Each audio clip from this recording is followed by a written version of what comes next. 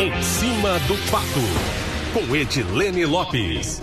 Edilene Lopes, após as polêmicas sobre vistos, o presidente Lula chega hoje em Nova York, né? Bom dia.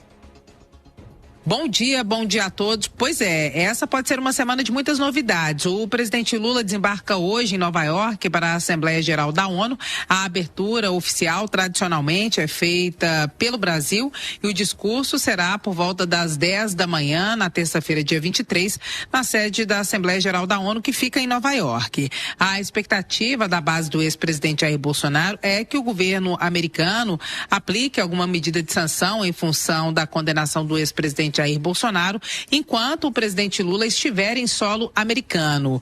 Havia uma expectativa também de que houvesse algum constrangimento em relação à entrada de brasileiros da comitiva presidencial nos Estados Unidos, o que não aconteceu. Do alto escalão, apenas o ministro Alexandre Padilha, que havia tido o visto suspenso por causa do programa Mais Médicos, que trouxe médicos cubanos para o Brasil, e Cuba é um país que não tem relação com os Estados Unidos, e há inclusive restrições e sanções a países que mantêm relações com Cuba, e houve uma punição para o ministro Alexandre Padilha, que solicitou um visto diplomático para ir à ONU.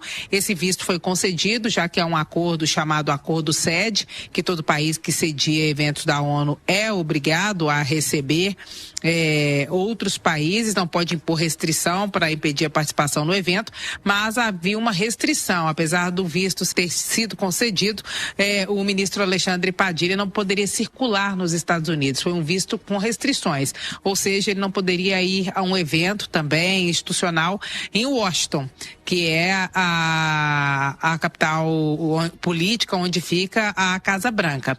Então, Alexandre Padilha decidiu não ir à ONU. O ministro Ricardo Lewandowski, que também teve o visto suspenso como uma punição mais recente dos Estados Unidos, teve o visto diplomático liberado normalmente e vai à Assembleia Geral da ONU, faz parte da comitiva de Lula. Qual a expectativa da base bolsonarista? Que as punições a ministros do STF pela condenação de Bolsonaro sejam expedidas enquanto os brasileiros da comitiva presidencial estiverem nos Estados Unidos, para gerar um constrangimento. E Lula vai se encontrar com o Donald Trump?